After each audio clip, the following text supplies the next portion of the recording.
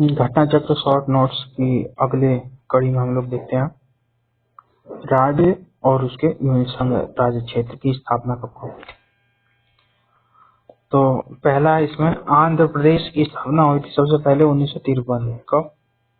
1 अक्टूबर 1953 को आंध्र प्रदेश, गुजरात और महाराष्ट्र की एक साथ हुई थी। कब? 1 मई 1960 को। नागालैंड 1963 में, हरियाणा 66 में 1 नवंबर 1966, हिमाचल प्रदेश 1971 में अर्थात 25 जनवरी 1971, राजस्थान 56 में, महाराष्ट्र 1960 में। गुजरात, चूंकि गुजरात और महाराष्ट्र एक साथ हुआ था गठन है, तो 1 मई 1960, राजस्थान 56 और आंध्र प्रदेश भाषाई आधार पर पहला बना था 1953 में।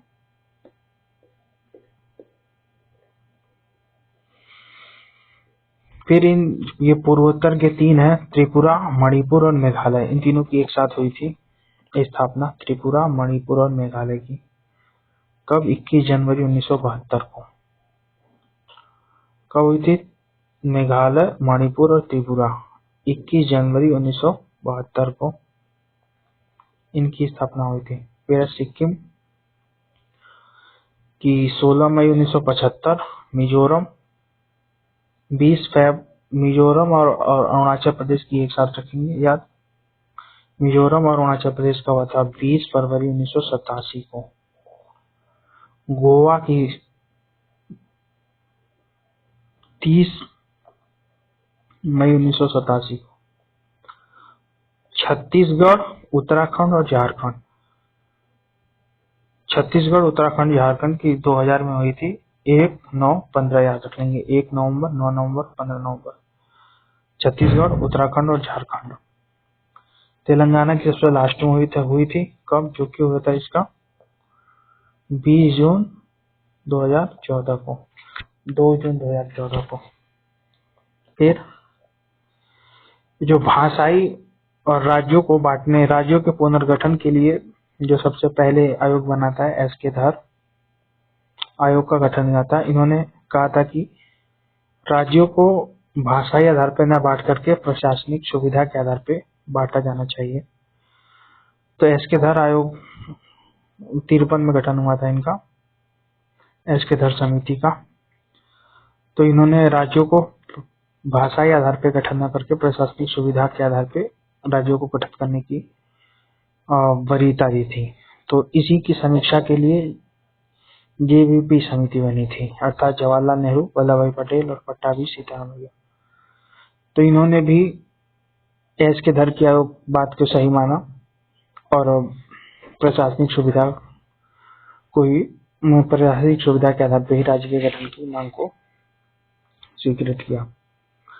तो वहीं पे पोट्टू सुररामल्लू नामक एक तेलंगाना आंध्र प्रदेश में व्यक्ति थे, तो उन्होंने अनशन कर दिया। 60 दिन के बाद उनकी मृत्यु हो गई। तो फिर उसके बाद से 1956 में राज्य पुनर्गठन अधिनियम द्वारा 14 राज्य और 6 इसका स्थापना हुआ था और आंध्र प्रदेश पहला बना था भाषाई आधार पे।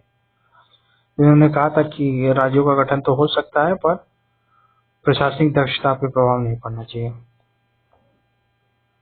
1956 राज्य पुनर्गठन आयोग द्वारा 14 राज्य एवं 6 केंद्र शासित प्रदेश स्थापित हुए थे। फिर 69वां संविधान संशोधन 1991, 69वां संविधान संशोधन 1991 के द्वारा दिल्ली को एनसीआर राष्ट्रीय राजधानी क्षेत्र का दर्जा मिला और साथ ही साथ 239 ए जोड़ा गया। इसके साथ एक विधानसभा और एक मंत्री परिषद का उपबंध किया गया।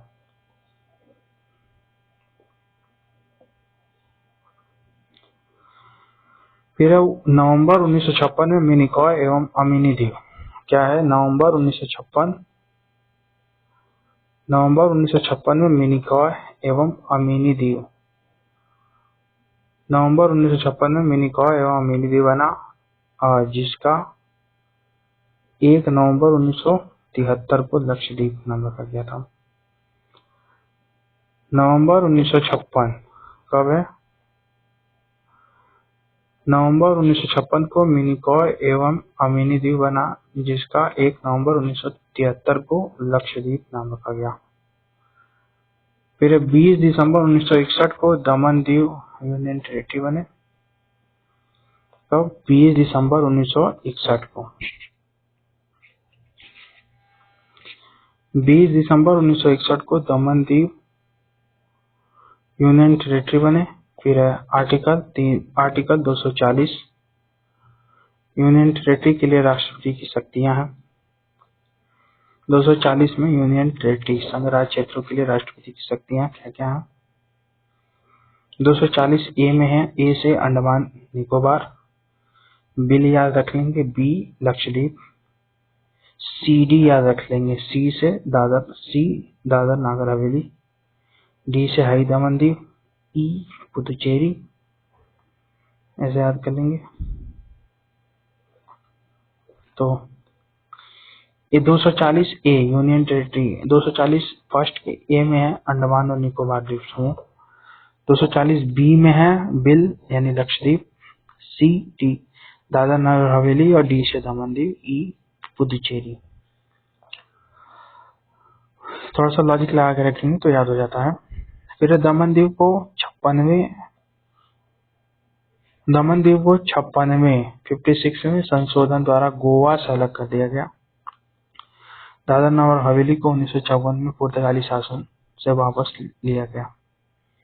फिर सिक्किम में राज्य से संबंधित हमको 2 संशोधन याद रखने हैं, 35वां और 36वां। 35वें संशोधन 1974 के द्वारा सिक्किम को सह राज्य का दर्जा प्राप्त हुआ। वहीं 36वें संविधान संशोधन 1975 के द्वारा सिक्किम को पूर्ण राज्य का दर्जा दिया गया था।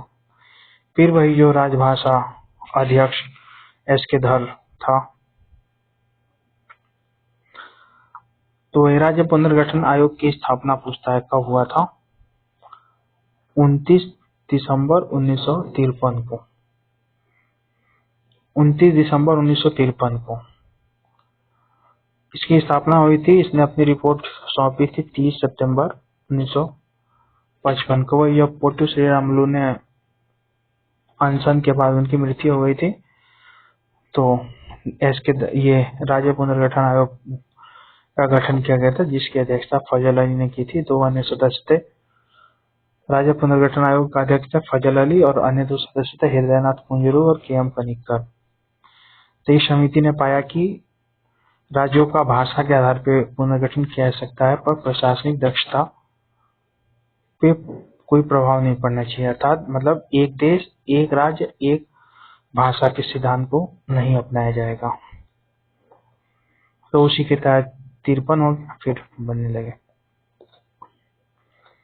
कांग्रेस का नागपुर अधिवेशन 1920 में सी विजयराघवाचारी और पोटू श्री रामुलु ने क्यों की थी अनशन हड़ताल? क्योंकि कांग्रेस ने 1920 के नागपुर अधिवेशन में पहले ही कह दिया था कि अगर भारत आजाद होता है, कांग्रेस की सरकार बनती है, तो हम लोग भाषा के आधार पर राज्यों का पुनर्गठन करेंगे। पर आजादी के बाद ऐसा नहीं किया गया, तो इसलिए ये हुआ था। कांग्रेस का नागपुर अधिवेशन 1920 में सी विजयराघवाचारी की अध्यक्षता में हुआ था। इसमें प्रांतीय कांग्रेस समितियों का गठन भाषा के आधार पर हुआ था। फिर नागरिकता भाग 2 में है। नागरिकता कौन से भाग में है? नागरिकता भाग 2 में है। नागरिकता भाग 2 में है। अनुच्छेद पूछा जाए तो 5 से 11। अनुच्छेद पूछा जाए तो 5 से 11। अब नागरिकता 5 प्रकार से प्राप्त की जाती है। कौन कौन से 5 प्रकार है? जन्म से, वंशक्रम या रक्त संबंध से, फिर रजिस्ट्रीकरण या पंजीकरण से, देशीयकरण से और किसी भूभाग के सम्मिलन से। नागरिकता प्राप्ति के ये 5 टाइप हैं। कौन कौन से? जन्म द्वारा, वंशक्रम द्वारा, रजिस्ट्रीकरण द्वारा, देशीयकरण द्वारा और किसी भूभाग के सम्मिलन से। मतलब 5 तरीके से नागरिकता प्राप्त होती है और 3 तरीके से नागरिकता जाती है। और नागरिकता देने या नागरिकता के संबंध में कानून बनाने के लिए कौन सक्षम है? तो भारत की संसद। नागरिकता संशोधन विधेयक 2019 कब पारित हुआ था? ये तो करंट अफेयर का क्वेश्चन जोड़ दिया गया था 9 दिसंबर 2019 और पारित कब हुआ था? ये तो प्रस्तावित हुआ था पर पारित हुआ था 2 दिन बाद 11 दिसंबर को।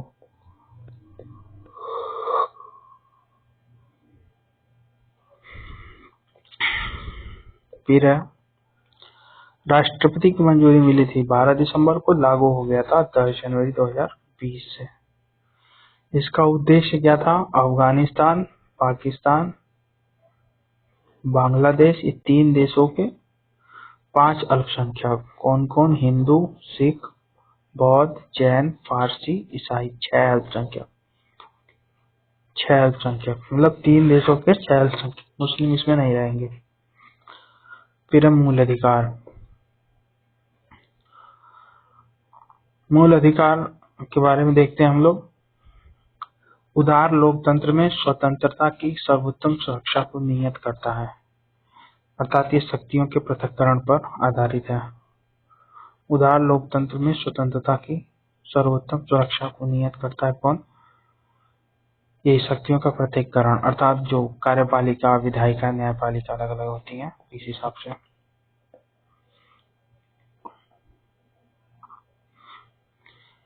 सर्वोत्तम मूल अधिकारों को संविधान में शामिल करने का समर्थन किसने किया था? तो नेहरू रिपोर्ट जो 1928 में बनाई गई थी। बर्केनहेड की चुनौती। बर्केनहेड ने जो चुनौती दी थी, चुनौती के जवाब में। फिर मूल अधिकार पर संविधान सभा में हुई बहस। क्या है? मूल अधिकारों पर संविधान सभा में हुई बहस में भाग लेते हुए डॉक्टर एस राधाकृष्णन ने कहा था, क्या कहा था? यह हमारे लोगों के लिए एक प्रतिज्ञा है और सभ्य विश्व के साथ किया गया एक समझौता है। मूल अधिकारों पर संविधान सभा में हुई बहस में भाग लेते हुए डॉक्टर राधाकृष्णन ने क्या कहा था? यह हमारे लोगों के लिए एक प्रतिज्ञा है और सभ्य विश्व के साथ किया गया एक समझौता है।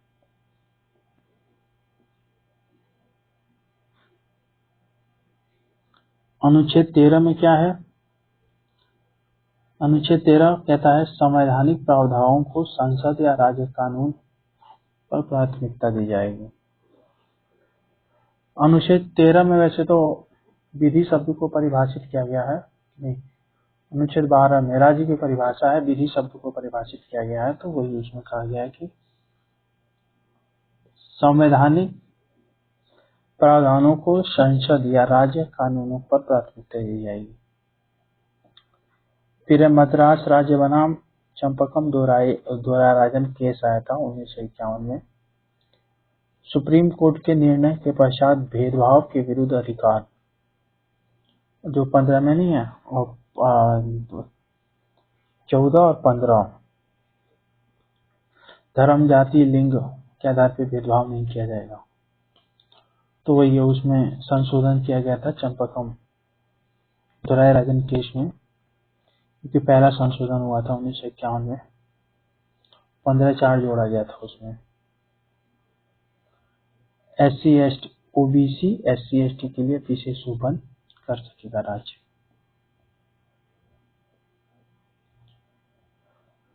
फिर अनुच्छेद 15(5) में क्या कहा गया है? शिक्षण संस्थाओं में गैर सरकारी व गैर अनुदान प्राप्त सम्मिलित भी है, जहां OBC SC ST के आरक्षण हेतु सुविधा है।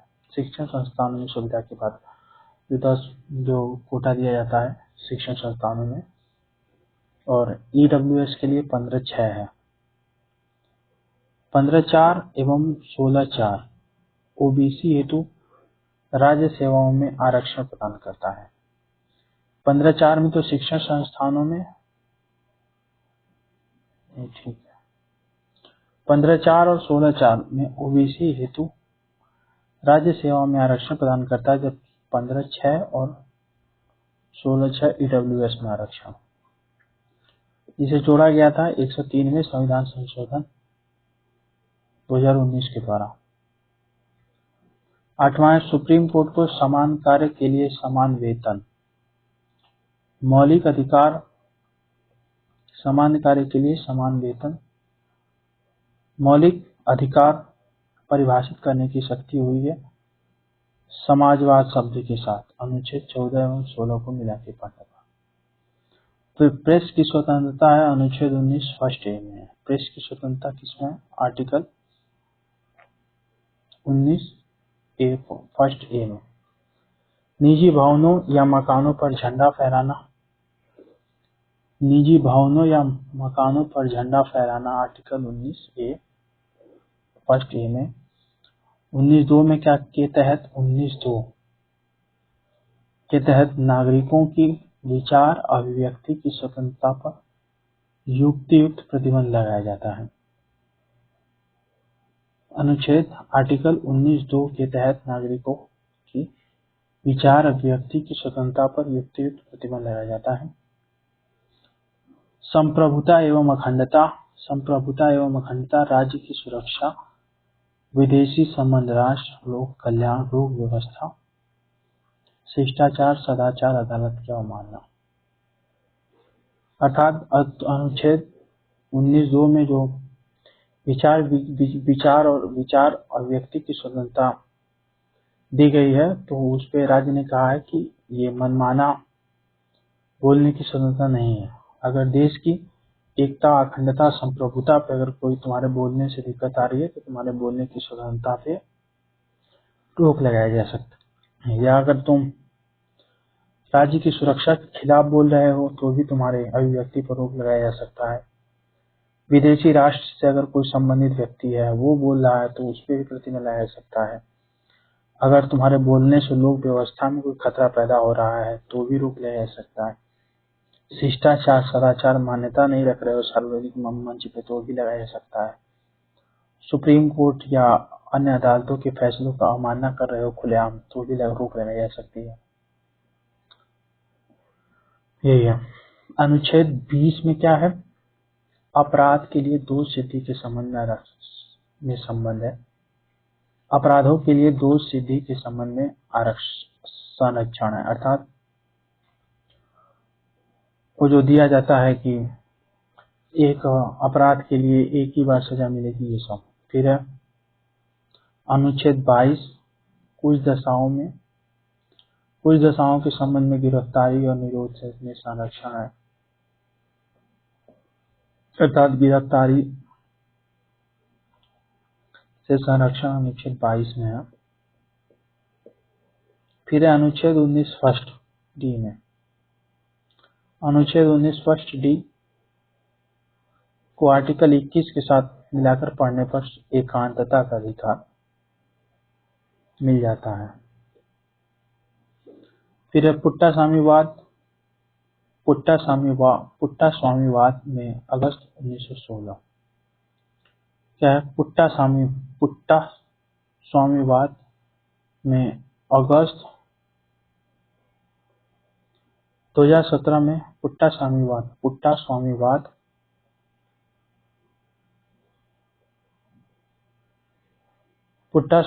में अगस्त 2017 में सुप्रीम कोर्ट की 9 सदस्यीय संविधान पीठ ने निजता का अधिकार।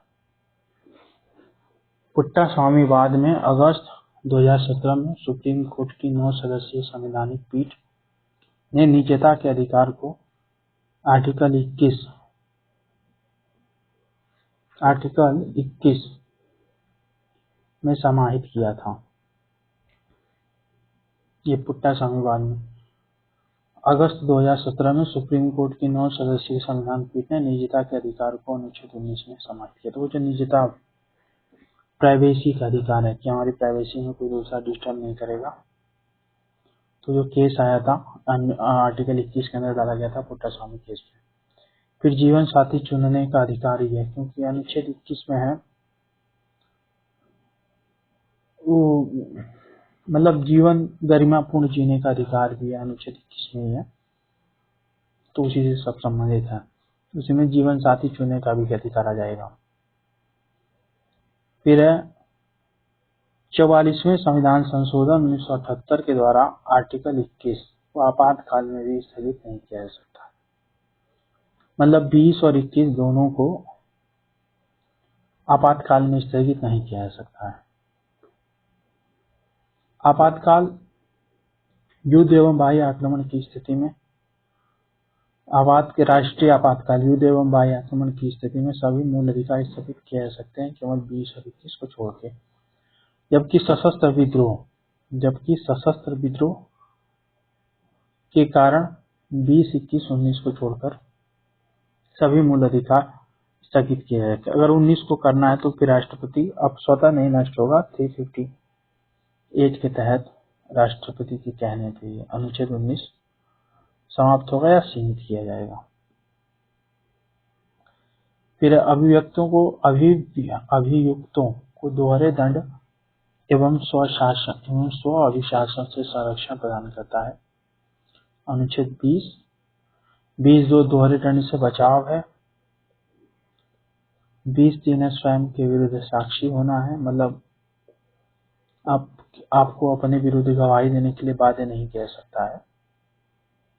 फिर है आर्टिकल 22(1) अपने पसंद का वकील करना एवं गिरफ्तारी के कारणों को जानना। 22(2) में है 24 घंटे के भीतर मजिस्ट्रेट 24 घंटे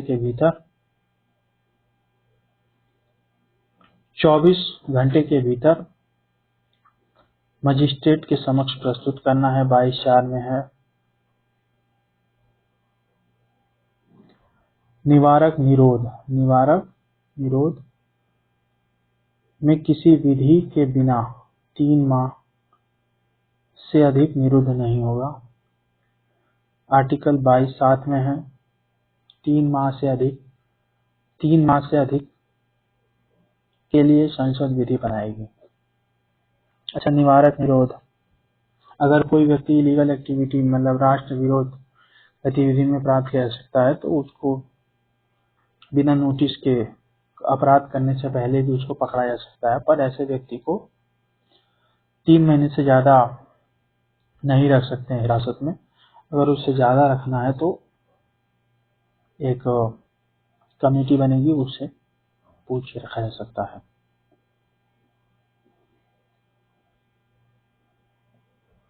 अनुच्छेद 20 में क्या है? अच्छा, क्वेश्चन नंबर 20, बंदी प्रत्यक्षीकरण निवारक निरोध के अंतर्गत व्यक्ति को बिना मुकदमा 3 माह तक बंदी बनाया जा सकता है।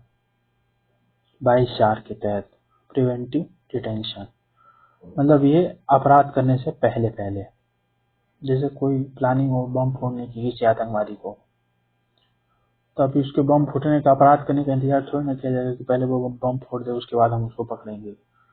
तो अगर सूत्रों से खबर मिली है तो उसको पहले ही पकड़ लो। तो ये है बंदी प्रत्यक्षीकरण निवारक निरोध।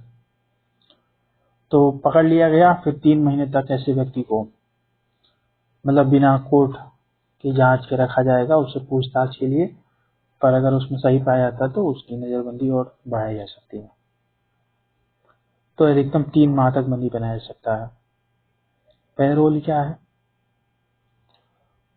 सामान्यतः कैदी के व्यवहार आधारित निर्धारित अवधि हेतु सशर्त रिहाई होती है। पैरोल विशेष परिस्थितियों में दिया जाता है।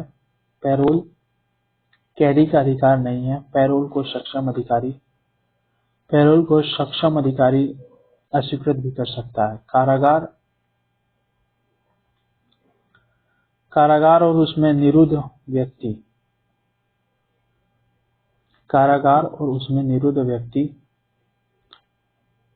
7वीं सूची के तहत राज्य सूची का विषय है। ये जो है कारागार और उसमें निरुद्ध व्यक्ति 7वीं सूची के तहत राज्य सूची का विषय है। कारागार और उसमें निरुद्ध व्यक्ति 7वीं सूची के तहत राज्य सूची का विषय है। फिर है अनुच्छेद 25, क्या है? अनुच्छेद 25 में धार्मिक स्वतंत्रता है। अनुच्छेद 25 में क्या है? अनुच्छेद 25 में है धार्मिक स्वतंत्रता है, जिस पर अनुच्छेद 25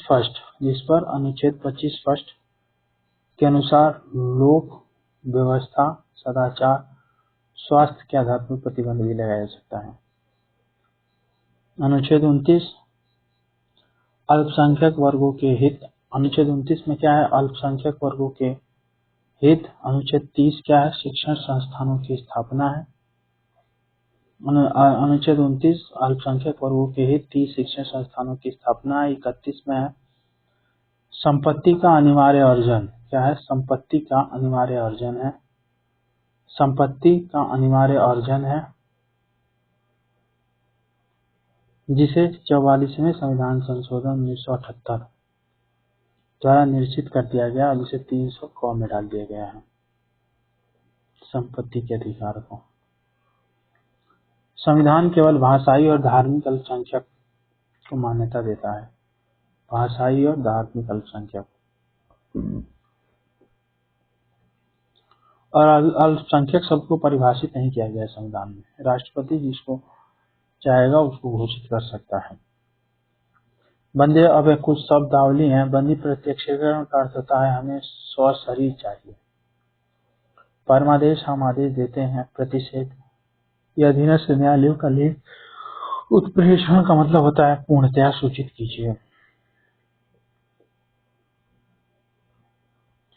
फिर बंदी प्रत्यक्षीकरण मतलब to have the body. English नाम परमादेश भी कमांड। उत्प्रेषण टू बी सर्टिफाइड। अधिकार परीक्षा बाय व्हाट अथॉरिटी। फिर है बेसिक स्ट्रक्चर। बेसिक स्ट्रक्चर अर्थात आधारभूत ढांचे से कुछ केस हैं वो संबंधित हैं, तो वो दोनों ही केशवानंद भारती और मिनर्वा मिल्स दोनों संबंधित है। केशवानंद भारती केस 1973 में आया था, जबकि मिनर्वा मिल्स केस 1980 में आया था। फिर है वर्तमान में संपत्ति का अधिकार। वर्तमान में संपत्ति के अधिकार की क्या स्थिति है? तो यह एक विधिक अर्थात कानूनी अधिकार है जो किसी भी व्यक्ति को प्राप्त है। फिर है 44वें नोट। 44वें संशोधन 1978। 44वें संशोधन 1978 द्वारा भाग 12 में स्थापित आर्टिकल 300 क में है भारतीय नागरिक एवं विदेशियों दोनों को प्राप्त है। तो इसमें हमें भारतीय नागरिकों को कौन कौन से प्राप्त हैं वो याद रखना चाहिए। 15, 16, 19, 29 और 30।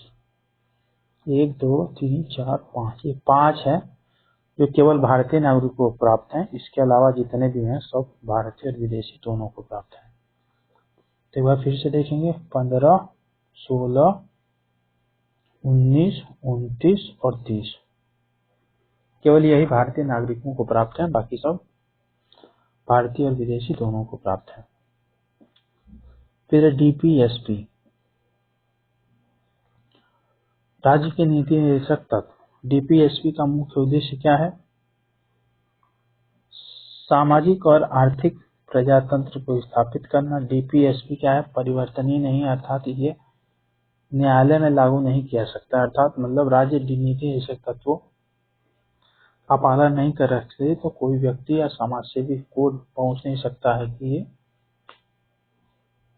हमारी सरकार ऐसा क्यों नहीं कर रही है।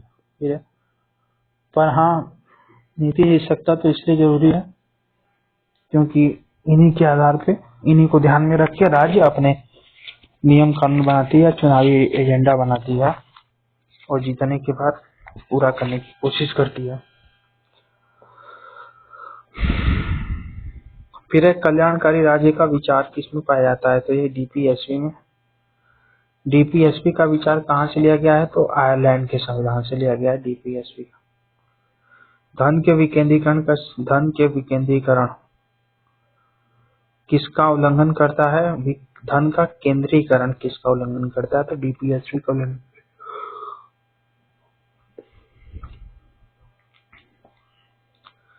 डीपीएसपी का उल्लंघन करता है अनुच्छेद 39B और 39D के तहत।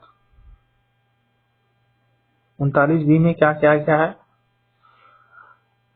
कि भौतिक स्वामित्व का ऐसा नियंत्रण हो जिससे सामूहिक हित सर्वोत्तम, मतलब संसाधनों का गवर्नमेंट ऐसा प्रयोग करे जिससे किसी पर्टिकुलर लोग, पर्टिकुलर जाति का या पर्टिकुलर वर्ग का प्रॉफिट ना होकर के संपूर्ण लोग मतलब सामूहिक हित हो, मतलब अधिकतर भारतीयों का हित हो, या भारत सरकार अपने संसाधनों का इस तरीके से प्रयोग करे कि जिससे सामूहिक हित हो।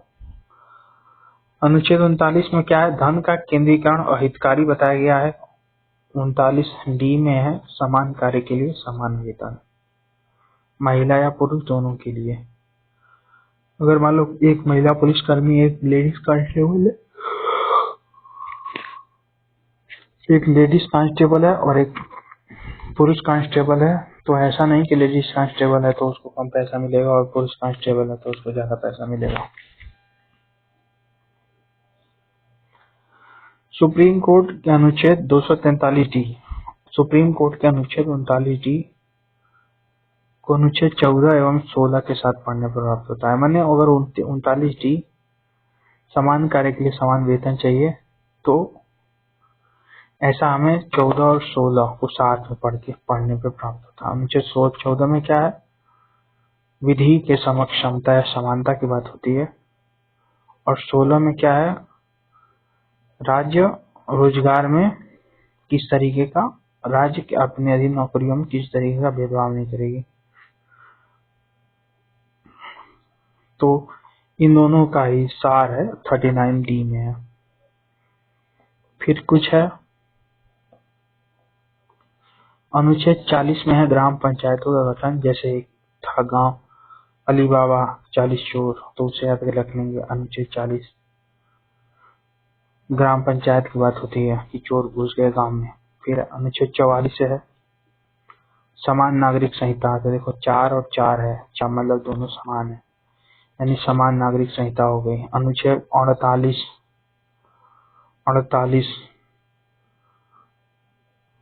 तो कृषि एवं पशुपालन हो गया। अनुच्छेद 50 देखो 50-50 है, यानी न्यायपालिका और कार्यपालिका का पृथक्करण। फिर अनुच्छेद 51 है अंतर्राष्ट्रीय शांति का विकास है, अंतर्राष्ट्रीय शांति का विकास। अनुच्छेद 51 में क्या है, अंतर्राष्ट्रीय शांति का विकास है। 41 में क्या है, अनुच्छेद 41 में क्या है, कुछ दशाओं में काम। अनुच्छेद 41 में क्या है, कुछ दशाओं में काम, शिक्षा और लोक सहायता। अनुच्छेद 41 में क्या है, कुछ दशाओं में काम, शिक्षा और लोक सहायता पाने का अधिकार है। 39D में क्या है, 39A में क्या है, समान न्याय एवं निःशुल्क सहायता है 39A में। फिर 46 में क्या है,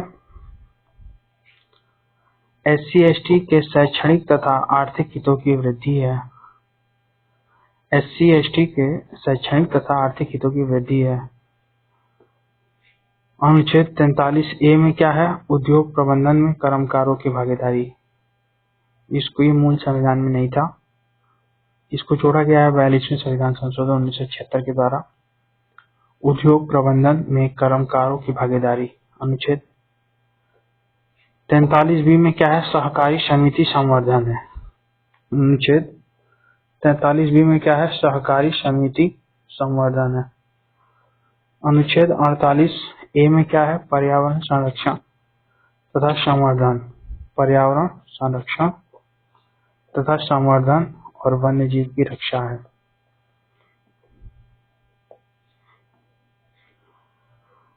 अनुच्छेद 39A, अनुच्छेद 39A, 43A, 48A।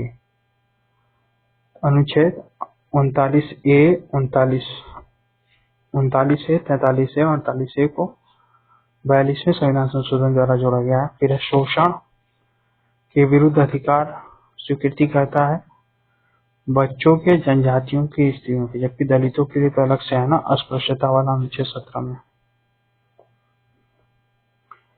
अनुच्छेद 47 क्या है, मादक पेय स्वास्थ्य मादक पेय एवं स्वास्थ्य हानिकारक औषधि के उपभोग पर निषेध है।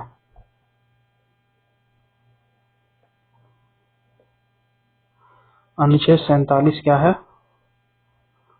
मादक पेय एवं स्वास्थ्य हानिकारक औषधि के उपभोग पर निषेध है।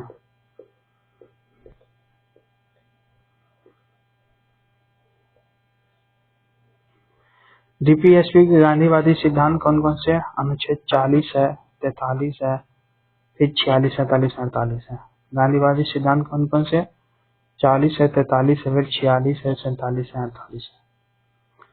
अनुच्छेद 43 में कहा गया कुटीर उद्योग की वृद्धि के राज्य करेगा जिससे अधिकतर लोगों को रोजगार मिल सके।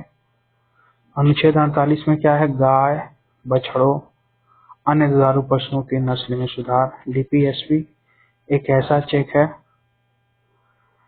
जो बैंक की सुविधानुसार अदा किया जा सकता है। डीपीएसपी एक ऐसा चेक है। डीपीएसपी एक ऐसा चेक है जो बैंक की सुविधानुसार अदा किया जा सकता है। ऐसा किसने कहा है? केटी शाह ने। मूल कर्तव्य क्या है?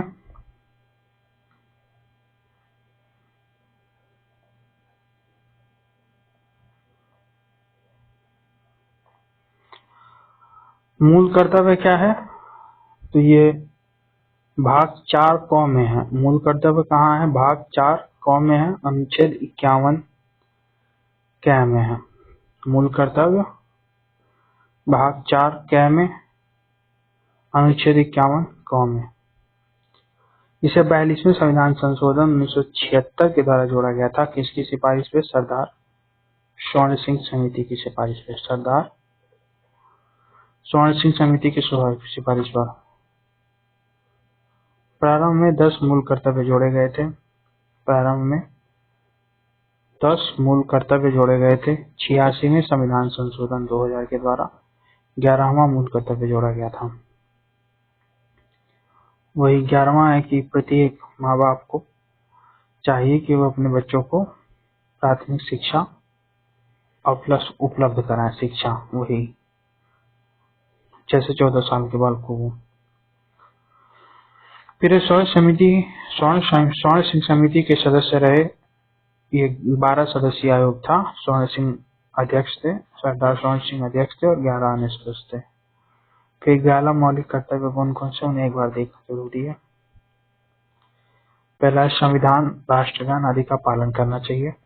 संविधान राष्ट्रगान आदि का पालन करना चाहिए। राष्ट्रीय आंदोलन के आदर्शों को संयोजना चाहिए। संप्रभुता, एकता, अखंडता की रक्षा, आह्वान करने पर देश की सेवा, समान भातृत्व भावना का विकास,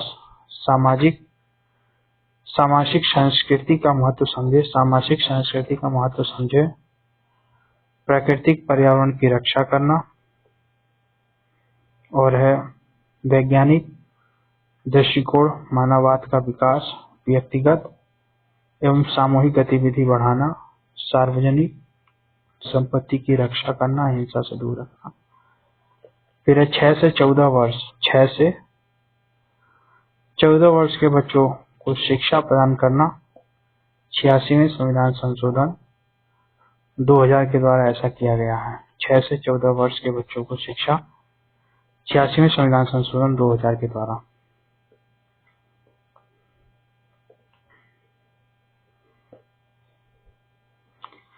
डीपीएसपी का आर्टिकल 49 है। इसमें कहा गया राष्ट्रीय महत्व के स्मारक और स्थानों की रक्षा करना। राष्ट्रीय महत्व के स्मारकों और स्थानों की रक्षा करना। राष्ट्रीय महत्व के स्मारकों और स्थानों की रक्षा करना। फिर है राष्ट्रपति।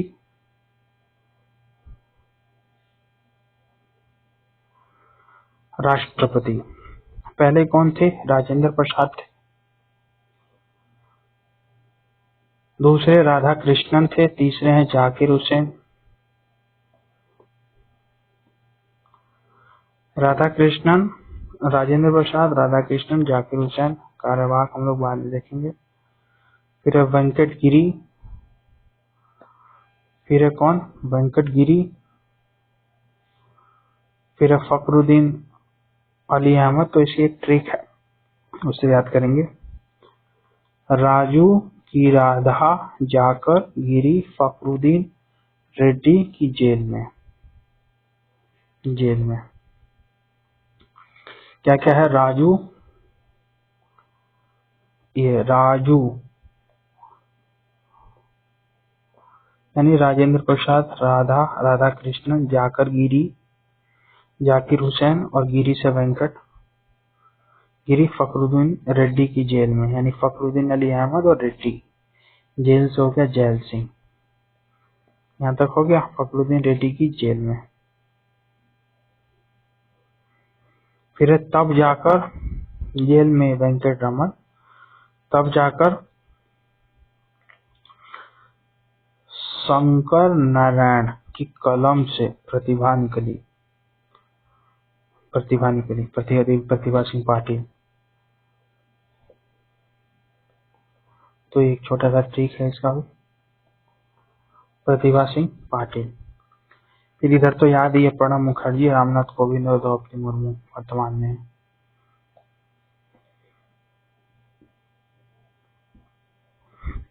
अब देखते हैं क्या भारत का राष्ट्रपति निर्वाचित है, जबकि ब्रिटिश का राजा वंशानुगत है। जबकि भारतीय राष्ट्रपति नाम मात्र का है, क्योंकि वास्तविक शक्तियां प्रधानमंत्री के पास, प्रधानमंत्री के नेतृत्व वाली मंत्रिपरिषद में निहित होती है। जबकि अमेरिकी राष्ट्रपति वास्तविक प्रधान होता है राज्य का। अनुच्छेद 53 में है, संघ की कार्यपालिका शक्ति राष्ट्रपति में निहित होती है। अनुच्छेद 53 में क्या है? संघ की कार्यपालिका शक्ति राष्ट्रपति में निहित होती है। अनुच्छेद 53 में क्या है? अनुच्छेद 53 में क्या है? संघ की कार्यपालिका शक्ति राष्ट्रपति में निहित होती है। अनुच्छेद 53 में क्या है? संघ की कार्यपालिका शक्ति राष्ट्रपति में निहित होती है। फिर अनुच्छेद 74 फर्स्ट में क्या है? राष्ट्रपति अपने कर्तव्यों का प्रयोग मंत्रिपरिषद की सलाह पर करता है। अनुच्छेद 74 में क्या है? अनुच्छेद 74 में क्या है कि राष्ट्रपति अपने कृत्यों का प्रयोग मंत्रिपरिषद की सलाह पर करता है।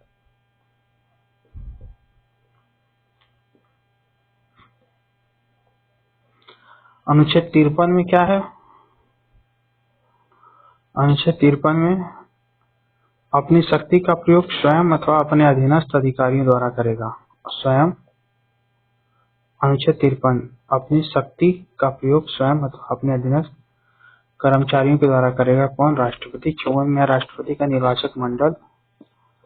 तो राष्ट्रपति के निर्वाचक मंडल में आते हैं लोकसभा और राज्यसभा के निर्वाचित सदस्य प्लस राज्य विधानसभाओं के निर्वाचित सदस्य। उसके साथ साथ दिल्ली और पुदुचेरी विधानसभाओं के निर्वाचित सदस्य। तो ये दिल्ली वाला मूल संविधान में नहीं था, उसको जोड़ा गया है 70वें संविधान संशोधन 1972 के द्वारा। तो राष्ट्रपति के निर्वाचक मंडल में कौन कौन लोग रहेंगे? तो जैसे ये हो गया हमारा लोकसभा, ये राज्यसभा, उसके नीचे राज्य विधानमंडल में विधानसभा प्लस दिल्ली और पुदुचेरी। मनोनीत सदस्य कोई नहीं रहेगा, केवल और केवल रहेंगे इधर विधान परिषद के भी कोई सदस्य नहीं रहेंगे। लोकसभा के सदस्य, राज्यसभा के निर्वाचित सदस्य प्लस विधानसभा के निर्वाचित सदस्य प्लस दिल्ली और पुदुचेरी के निर्वाचित सदस्य।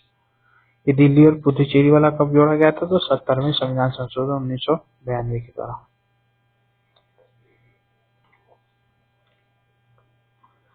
जबकि राष्ट्रपति पर महाभियोग में कौन कौन सदस्य आ जाएंगे? तो लोकसभा और राज्यसभा के सभी सदस्य राष्ट्रपति के महाभियोग में भाग लेते हैं। उसमें राज्य विधानमंडल के सदस्य भाग नहीं लेते हैं। अनुच्छेद 55 में है क्या? अनुच्छेद 55 में और निर्वाचित सदस्यों का मत मूल्य है, तो विधानसभा के निर्वाचित सदस्यों का मत मूल्य क्या होगा? राज्य की जनसंख्या बटे राज्य के निर्वाचित सदस्यों की संख्या। ये गुणा नहीं है, 1/1000 होगा यहाँ पर, 1/1000। राज्य की जनसंख्या बटे राज्य के निर्वाचित सदस्य की संख्या से भाग करेंगे, बटा 1000 कर देंगे। फिर संसद के निर्वाचित सदस्यों का मत मूल्य क्या होगा? सभी निर्वाचित विधानसभा के सदस्यों का कुल मत मूल्य, यानी ये जो ऊपर चुने गए उनका मत मूल्य बटे निर्वाचित सांसदों का मत मूल्य। निर्वाचित सांसदों की संख्या। फिर 42वें संविधान संशोधन 1976 के अकॉर्डिंग राष्ट्रपति के निर्वाचन में 1971 की जनगणना को आधार बनाया गया है।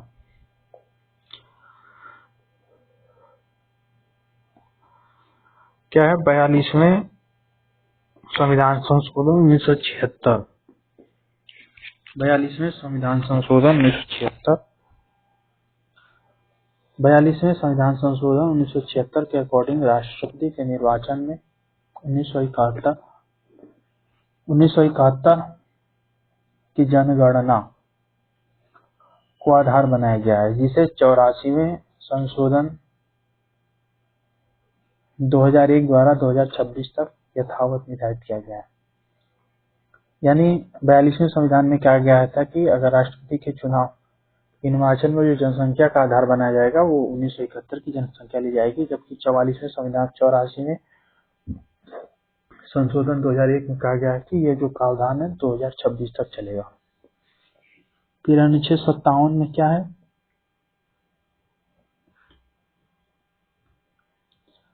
अनुच्छेद 57 के अकॉर्डिंग राष्ट्रपति पुनर्निर्वाचित के लिए पात्र कितनी बार भी हो सकता है, जबकि अमेरिका का प्रधानमंत्री, अमेरिका का राष्ट्रपति केवल 2 बार।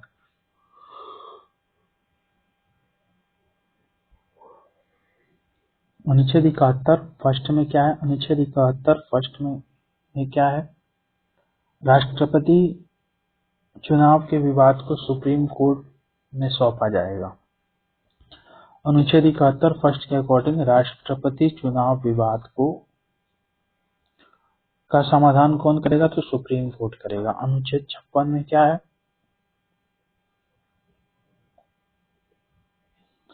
अनुच्छेद 56 के अकॉर्डिंग क्या है? राष्ट्रपति अपना त्यागपत्र उपराष्ट्रपति को सौंपता है। अनुच्छेद 56 के तहत राष्ट्रपति अपना त्यागपत्र उपराष्ट्रपति को देगा, जबकि शपथ लेता है वो सुप्रीम कोर्ट के मुख्य न्यायाधीश के सामने त्यागपत्र देगा उपराष्ट्रपति को। अनुच्छेद 72 में क्या है? अनुच्छेद 72 में के अकॉर्डिंग क्षमादान की शक्ति है। तो कितने प्रकार का क्षमादान कर सकता है? क्षमा, लघुकरण, परिहार, विलाम, प्रविलंबन। अनुच्छेद 72 में ये क्षमादान शक्ति है। क्षमा, लघुकरण, परिहार, विराम, प्रविलंबन। 5वीं अनुसूची में वर्णित शेड्यूल क्षेत्र कौन कौन से हैं? राष्ट्रपति आदेश द्वारा घोषित, राष्ट्रपति आदेश द्वारा समाप्त, राज्यपाल से परामर्श के पश्चात,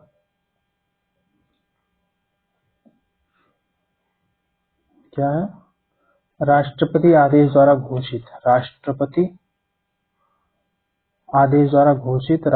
आदेश द्वारा समाप्त होगा, राज्यपाल से परामर्श के पश्चात राष्ट्रपति आदेश द्वारा उसका विस्तार। किस राष्ट्रपति को दार्शनिक राजा अथवा दार्शनिक शासक कहा जाता है? तो सर्वपल्ली राधाकृष्णन को।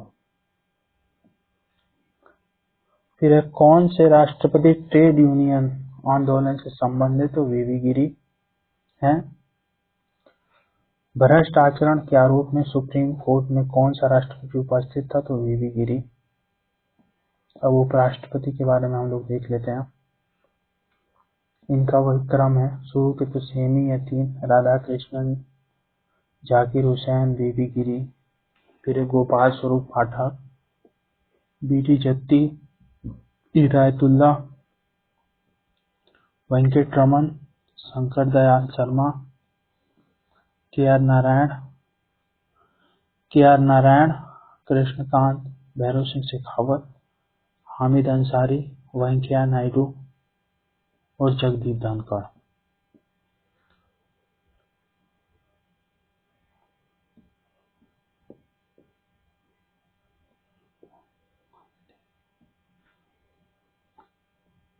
डॉक्टर एस राधाकृष्णन क्या है? डॉक्टर एस राधाकृष्णन क्या है? डॉक्टर एस राधाकृष्णन, जाकिर हुसैन, बीवी गिरी। राधाकृष्णन कौन है?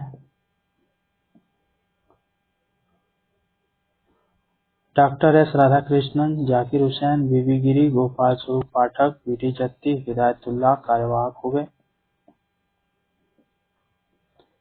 वेंकटरमन, शंकर दयाल, के आर नारायण, कृष्णकांत, भैरव सिंह शेखावत, हामिद अंसारी, वेंकैया नायडू, जगदीप धनखड़। कौन कौन है? तो यही सब है।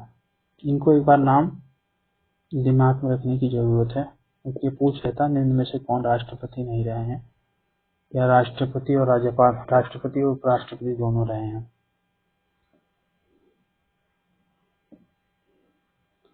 अनुच्छेद 66 के फर्स्ट में क्या कहा गया है? उपराष्ट्रपति का निर्वाचक मंडल। तो इसमें लोकसभा और राज्यसभाओं के सभी सदस्य होते हैं, निर्वाचित और मनोनीत दोनों। निर्वाचक मंडल में उपराष्ट्रपति, जबकि राष्ट्रपति के निर्वाचक मंडल में केवल निर्वाचित सदस्य रहते हैं। फिर 16वें उपराष्ट्रपति जगदीप धनखड़ का चुनाव परिणाम, हालांकि ये पुराना क्वेश्चन हो चुका है। राज्यसभा से 233 निर्वाचित सदस्य थे और 12 मनोनीत, जबकि लोकसभा से 543, कुल 788 सदस्य थे। लोकसभा से 2 आंग्ल निर्वाचित सदस्य मनोनयन समाप्त कर दिया गया 104वें संविधान संशोधन 2019 के द्वारा। जगदीप धनखड़ विजयी व्यक्ति वाइज 14वें हैं। अनुच्छेद 64 और 89 फर्स्ट दोनों में है। अनुच्छेद 64 में उपराष्ट्रपति का पद है और 89 फर्स्ट में भी उपराष्ट्रपति राज्यसभा का पदेन सभापति होता है। उपराष्ट्रपति को पद से हटाने के लिए राज्यसभा में प्रस्तुत एवं सामान्य बहुमत से पारित संकल्प जिसे लोकसभा सहमत हो, ये अनुच्छेद 67 में है। क्या 67 में? उपराष्ट्रपति को पद से हटाने के लिए राज्यसभा में प्रस्तुत एवं सामान्य बहुमत से पारित संकल्प जिससे लोकसभा सहमत हो, 67 में है ऐसा। जबकि चौथा क्या है?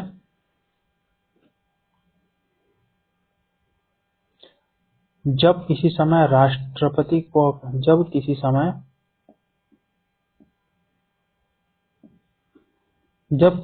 राष्ट्रपति का कार्य उपराष्ट्रपति संभालते हैं तो सभापति का कार्यभार राज्यसभा उपसभापति संभालते हैं। सर्वपल्ली राधाकृष्णन यूएसएसआर में भारतीय राजदूत थे।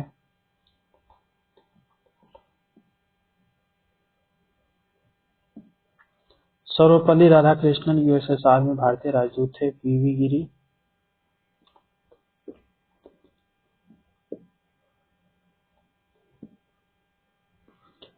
सर्वपल्ली राधाकृष्णन क्या है? सर्वपल्ली राधाकृष्णन यूएसएसआर में भारतीय राजदूत थे। बीवी गिरी श्रीलंका में थे। बीवी गिरी कहाँ थे? श्रीलंका में राजदूत थे। के आर नारायण ये चीन में राजदूत थे। नोट, उपरोक्त सभी उपराष्ट्रपति बनने के पहले विभिन्न देशों में राजदूत थे। उपरोक्त सभी उपराष्ट्रपति बनने से पहले विभिन्न देशों में राजदूत थे। अनुच्छेद 61 के अनुसार राष्ट्रपति पर महाभियोग किसी भी संसद द्वारा लाया जा सकता है। अनुच्छेद 61 के अकॉर्डिंग अनुच्छेद 61 के अकॉर्डिंग राष्ट्रपति पर महाभियोग किसी भी संसद द्वारा लाया जा सकता है। महाभियोग हेतु लोकसभा एवं राज्यसभा के समस्त सांसद निर्वाचित एवं मनोनीत शामिल होते हैं। क्या है? महाभियोग हेतु लोकसभा एवं राज्यसभा के समस्त सांसद निर्वाचित एवं मनोनीत शामिल होते हैं, जबकि राज्य विधानमंडल शामिल नहीं है। महाभियोग की प्रक्रिया कैसी है? एक अर्धन्यायिक है। क्या है? कैसी प्रक्रिया है ये? अर्धन्यायिक है। आकस्मिक स्थिति में राष्ट्रपति पद का कार्यभार, अगर राष्ट्रपति किसी स्थिति में नहीं रहता है तो उपराष्ट्रपति संभालेगा, वो भी नहीं रहता है तो मुख्य न्यायाधीश, अब वो भी नहीं रहता है तो वो जो 33 सदस्यों का पैनल होता है उनमें वरिष्ठतम न्यायाधीश। अनुच्छेद 361 फर्स्ट। अनुच्छेद 361 फर्स्ट के तहत राष्ट्रपति राज्यपाल को उनके द्वारा किए गए शासकीय कार्यों के लिए विधिक कार्यवाही से मुक्ति है। मतलब अनुच्छेद 361 राष्ट्रपति और राज्यपाल को विशेष अधिकार प्रदान करता है कि उनके द्वारा किया गया कोई भी शासकीय कार्य किसी के लिए कोई विधिक या कानूनी कार्यवाही नहीं की जा सकती, क्योंकि वो लोग ऐसा कार्य अधिकतर में राज्यपाल या राष्ट्रपति नहीं करते हैं, वो उनसे रिलेटेड मंत्रिपरिषद करवाती है। और उनके कार्यकाल के दौरान कोई आपराधिक या दांडिक मुकदमा भी नहीं चलेगा। सिविल या दीवानी मुकदमा हेतु आवेदन करने के 2 माह पश्चात चलेगा। फिर है राष्ट्रपति केंद्रीय मंत्रिपरिषद की अनुशंसा या सलाह पर लोकसभा को भंग कर सकता है। यदि मंत्रिपरिषद के पास बहुमत नहीं है तो भंग करने का अधिकार राष्ट्रपति के विवेकाधिकार पर निर्भर करेगा। क्या है?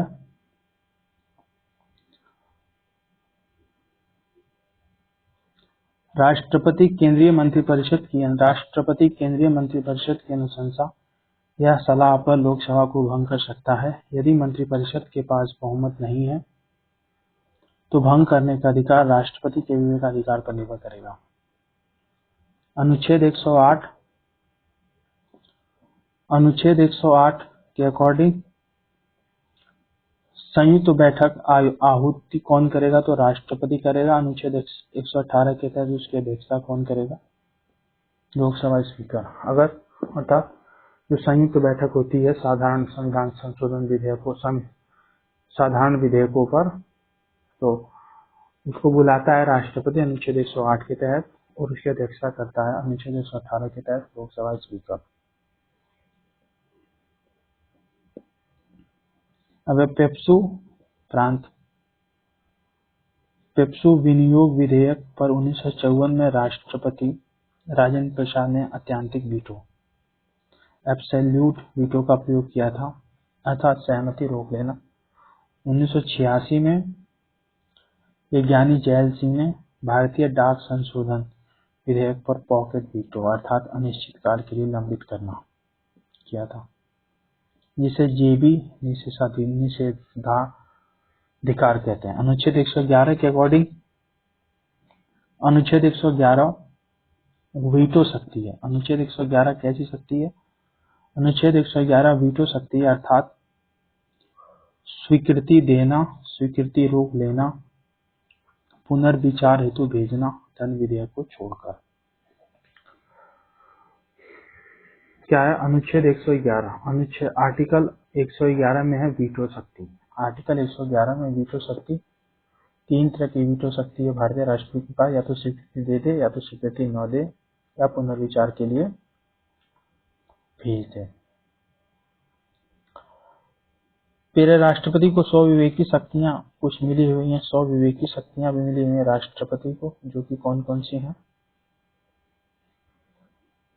राष्ट्रपति की 100 विवेकी शक्तियां हैं।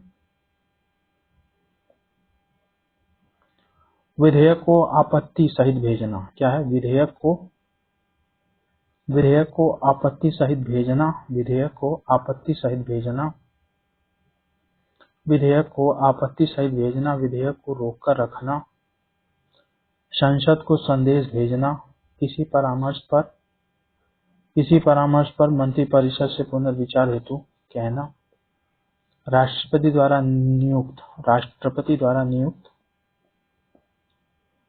नियुक्ति। वित्त आयोग के अध्यक्ष। क्या है? वित्त आयोग के अध्यक्ष। वित्त आयोग का अध्यक्ष क्या है? कौन से आर्टिकल में है? 280 में। वित्त आयोग के अध्यक्ष अनुच्छेद 280 में है। यूनियन टेरिटरी के मुख्यमंत्री भारत का महान्यायवादी 76 में है। नियंत्रक महालेखा परीक्षक 148 में है। नियंत्रक महालेखा परीक्षक 148 में है। राज्य का राज्यपाल है 155 में। राज्य का राज्यपाल है 155 में। मुख्य निर्वाचन आयुक्त और प्रधानमंत्री की बात होती है। मतलब राष्ट्रपति किनकी नियुक्ति करता है? तो वित्त आयोग के अध्यक्ष की नियुक्ति करता है और यूनियन टेरिटरी के मुख्यमंत्री की भी नियुक्ति करता है। महान्यायवादी की भी नियुक्ति करता है। नियंत्रक लेखा परीक्षक की भी नियुक्ति करता है। मुख्य निर्वाचन आयुक्त की भी नियुक्ति करता है। प्रधानमंत्री की भी नियुक्ति करता है। इतने लोगों की नियुक्ति कौन करता है? राष्ट्रपति करता है। मुख्य निर्वाचन आयुक्त 324 में है और प्रधानमंत्री 74 या 75 में है। अनुच्छेद 160 में क्या है?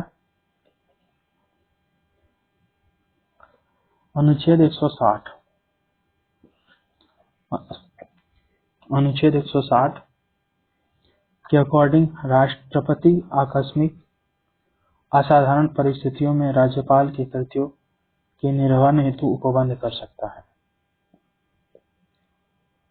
23 में क्या है? राष्ट्रपति की क्षमादान शक्ति है। राष्ट्रपति की क्षमादान शक्ति अनुच्छेद 72 में न्यायिक शक्ति है।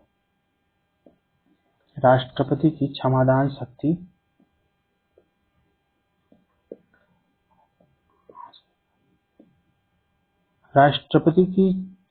शक्ति अनुच्छेद 72 में न्यायिक शक्ति है।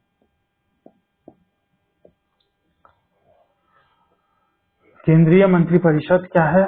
केंद्रीय मंत्रिपरिषद की बात होती है अनुच्छेद 300 में।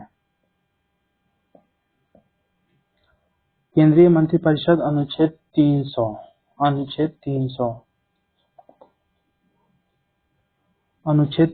के अकॉर्डिंग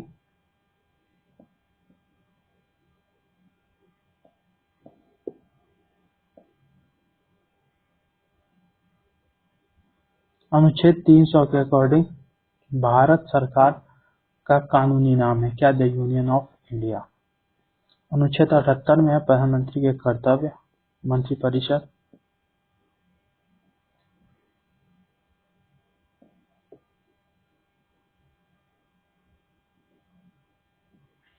अनुच्छेद 78 में क्या है? प्रधानमंत्री के कर्तव्य है। मंत्रिपरिषद के सभी विनिश्चय राष्ट्रपति को संसूचित करे। राष्ट्रपति जो जानकारी मांगे वह दे। मंत्रिपरिषद में पीएम के अलावा मंत्रियों की 3 श्रेणियां कौन कौन सी हैं? कैबिनेट मंत्री, राज्य मंत्री, स्वतंत्र प्रभार राज्य मंत्री, प्रधानमंत्री सहित लोकसभा के कुल मंत्रियों 15% से अधिक नहीं हो सकते हैं। ऐसा प्रावधान किया गया है 19वें संविधान 91 में संशोधन 2003 के द्वारा ऐसा प्रावधान किया गया है।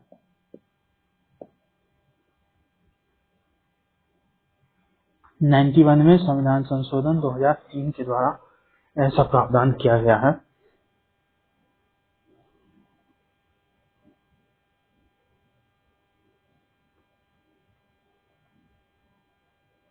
ठीक, यानी वही मंत्रिपरिषद में पीएम के अलावा 3 श्रेणी के मंत्री होते हैं। कैबिनेट मंत्री, राज्य मंत्री होते हैं और स्वतंत्र प्रभार के मंत्री। प्रधानमंत्री सहित लोकसभा के कुल सदस्यों का 15% ही मंत्री रहेंगे 91 संशोधन 2003 के द्वारा। फिर अगला है कैबिनेट अर्थात मंत्रिमंडल शब्द का उल्लेख अनुच्छेद 352 में है। इसे जोड़ा गया था 44वें संशोधन 1978 के द्वारा। प्रशासनिक सुधार आयोग 1966 की अनुशंसा पर 1970 में कार्मिक विभाग का गठन हुआ। जो मार्च 1985 में कार्मिक एवं प्रशिक्षण, प्रशासनिक सुधार, लोक शिकायत और पेंशन मंत्रालय में परिवर्तित कर दिया गया, जिसका प्रभार प्रधानमंत्री के पास होता है। फिर कैबिनेट सचिव,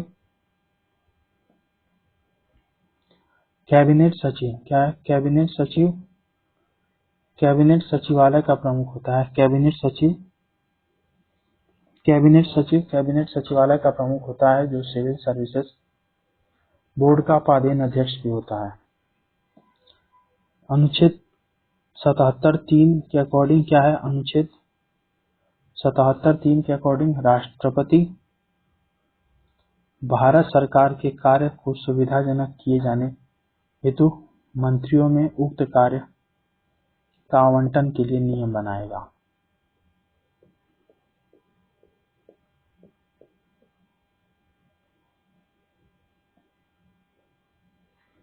अनुच्छेद 75 में क्या है? मंत्रिपरिषद। अनुच्छेद 75 में है मंत्रिपरिषद की नियुक्ति। 75 में है मंत्रिपरिषद की नियुक्ति। 75 फर्स्ट में है पदच्युति। 75 2 में है।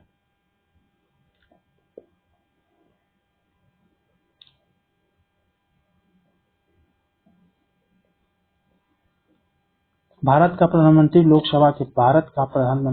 लोकसभा के प्रति जवाबदेह है। मंत्रिपरिषद सामूहिक रूप से लोकसभा के प्रति उत्तरदायी है। यह एक संवैधानिक बाध्यता है। मंत्रिपरिषद सामूहिक रूप से लोकसभा के प्रति उत्तरदायी है। यह एक संवैधानिक बाध्यता है। 75(3) में। जबकि संघीय मंत्री राष्ट्रपति के पश्चात पर्यंत पद धारण करते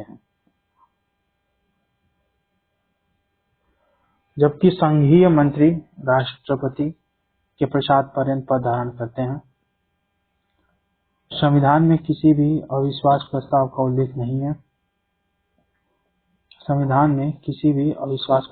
उल्लेख नहीं है। इसे लोकसभा में प्रस्तुत किया जाएगा। लोकसभा ने नियम 198 में इसकी प्रक्रिया के लिए नियम बनाए हैं। फिर है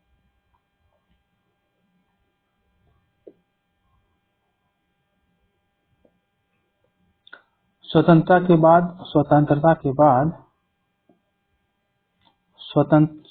भारत के प्रथम वित्त मंत्री कौन थे?